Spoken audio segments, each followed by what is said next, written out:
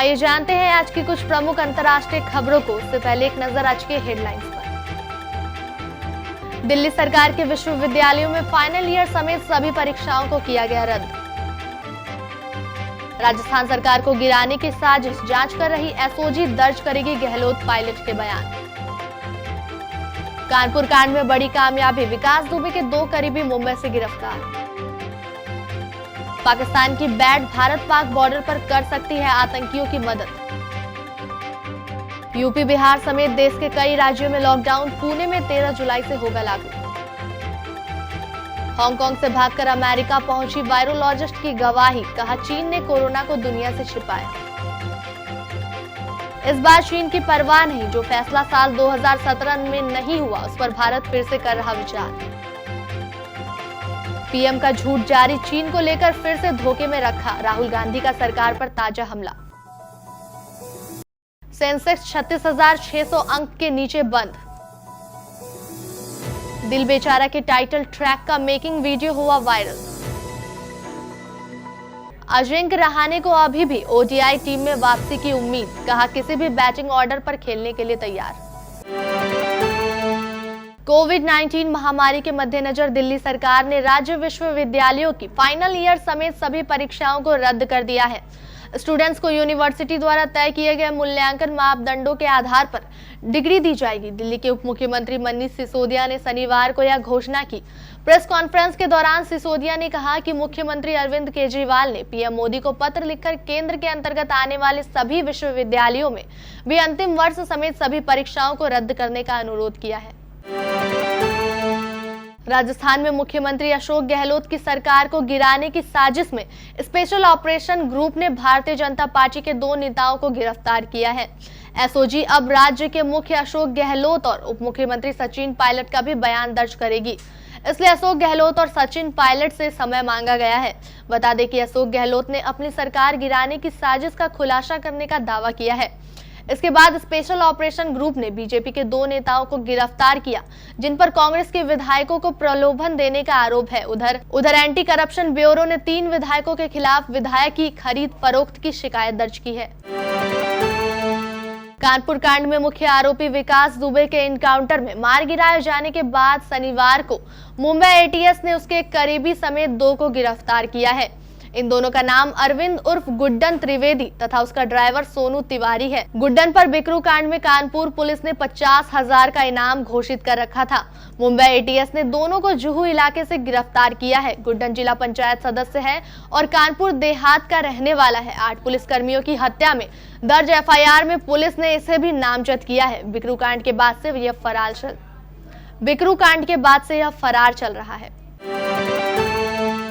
जम्मू कश्मीर में आतंकियों के घुसपैठ की खुफिया रिपोर्ट के बाद भारत पाकिस्तान सीमा पर हाई अलर्ट कर दिया गया है। इंटेलिजेंस रिपोर्ट के अनुसार भीमबर गली और नौशेरा सेक्टर्स में आतंकियों की मौजूदगी हो सकती है और इसकी घुसपैठ के लिए पाकिस्तान की बैट मदद कर सकती है। समाचार एजेंसी एएनआई के खुफिया सूत्रों ने बताया कि इनपुट्स को सुरक्षा बलों और बीएसएफ के साथ साझा किया गया ताकि वे इन इलाकों में गतिविधियों पर करीबी नजर रख पाए। कोरोना वायरस के बढ़ते मामलों के बीच उत्तर प्रदेश, बिहार, पश्चिम बंगाल और केरल समेत कई राज्यों में लॉकडाउन लगाया गया है। वहीं मुंबई के थाने में 19 जुलाई तक लॉकडाउन बढ़ा दिया गया है। इसके अलावा पुणे में 13 जुलाई से 10 दिनों के लिए लॉकडाउन लगाया गया है। कोरोना मामलों की बढ़ती संख्या के मद्देनजर उत्तर प्रदेश में 50 घंटों से अधिक समय तक सख्त लॉकडाउन लागू होने के बाद राज्य के अधिकांश शहरों में सड़क शनिवार सुबह से ही वीरान दिखाई दिए। यूपी में 10 जुलाई को रात 10 बजे से हुआ लॉकडाउन 13 जुलाई सुबह 5 बजे तक जारी रहेगा। पुलिस ने कई शहरों में भारी बैरिकेडिंग की है। इस दौरान ज्यादातर दुकानें बंद हैं। केवल दूध, फल और सब्जियों जैसे अन्य आवश्यक चीजें बेचने वाली दुकानें ही खुली है। कोरोना वायरस से दुनिया भर में 1.20 करोड़ लोग संक्रमित हो चुके हैं और 6 लाख से अधिक लोगों की जान भी जा चुकी है। इसी बीच कोरोना को लेकर दुनिया से सच्चाई छिपाए जाने को लेकर चीन एक बार फिर से एक्सपोज हुआ है। हांगकांग से जान बचाकर अमेरिका पहुंची एक वैज्ञानिक ने खुलासा किया है कि कोरोना वायरस को लेकर चीन उससे काफी पहले से जानता था। जब इसने दुनिया को बताई। उन्होंने यह भी कहा कि यह सरकार के सर्वोच्च स्तर पर किया गया। Hong Kong school of public health में वायरोलॉजी और इम्यूनोलॉजी की विशेषज्ञ ली मेन यांग ने फॉक्स न्यूज को शुक्रवार को दिए गए इंटरव्यू में कई बातें कही। उन्होंने कहा कि महामारी की शुरुआत में उसकी रिसर्च को उसके सुपरवाइजर ने भी इग्नोर किया, जो कि इस फील्ड के दुनिया के टॉप एक्सपर्ट है। वह मानती है कि इससे लोगों की जिंदगी बचाई जा सकती थी।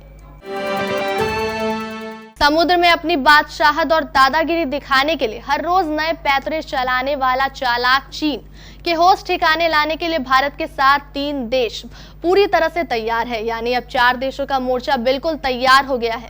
दरअसल खबर है कि इस साल अंत में होने वाले मालाबार नौसैनिक अभ्यास में भाग लेने में ऑस्ट्रेलिया की दिलचस्पी पर भारत गंभीरता से विचार कर रहा है। मामले की जानकारी रखने वाले लोगों ने शुक्रवार को यह जानकारी दी।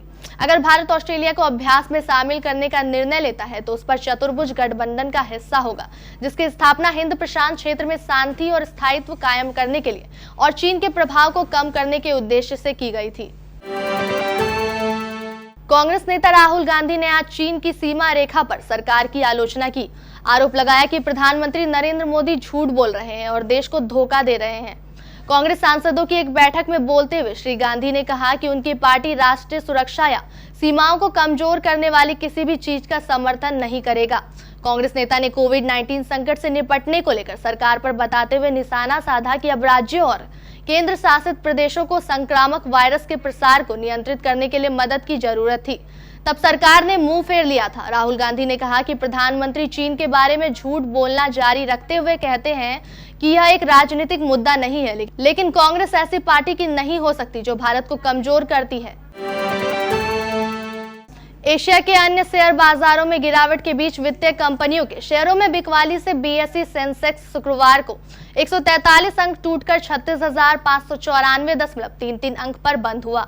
30 शेयरों वाला बीएसई सेंसेक्स 143.36 अंक यानी 0.39% की गिरावट के साथ बंद हुआ। वहीं नेशनल स्टॉक एक्सचेंज का निफ्टी भी 45.40 अंक यानी 0.42% गिरकर 10,768.05 अंक पर बंद हुआ।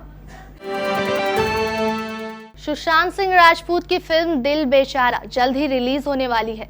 फिल्म का टाइटल ट्रैक भी रिलीज हो चुका है, जो लगातार यूट्यूब पर नए रिकॉर्ड बना रहा है। दिल बेचारा फिल्म का टाइटल ट्रैक फैंस को खूब पसंद आ रहा है। इस गाने को फराह खान ने कोरियोग्राफ किया था। हाल ही में फराह खान ने अपने ट्विटर हैंडल से दिल बेचारा के टाइटल ट्रैक का मेकिंग वीडियो फैंस के साथ साझा किया है। इस वीडियो को शेयर कर फराह खान काफी इमोशनल नजर आ रही है। वीडियो में फराह खान सुशांत को स्टेप्स सिखा रही है।